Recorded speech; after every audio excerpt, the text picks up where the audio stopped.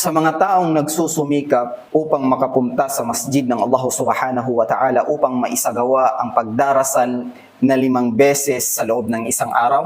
Sa bawat hakbang o sa bawat lakad na inyong ginagawa papunta sa masjid ng Allah Subhanahu wa Ta'ala, ang katumbas nito ay ang pagpapatawad ng Allah Subhanahu wa Ta'ala sa ating mga kasalanan. Pangalawa, itataas ng Allah Subhanahu wa Ta'ala ang ating antas bilang isang alipin ng Allah Subhanahu wa Ta'ala sa paningin ng Allah Subhanahu wa Ta'ala. Ito'y nabanggit sa hadith ng ating mahal na propeta Muhammad sallallahu alaihi wasallam. Sinabi ng mahal na propeta Muhammad sallallahu alaihi wasallam, "Wa kathratul khuta ila al-masjid."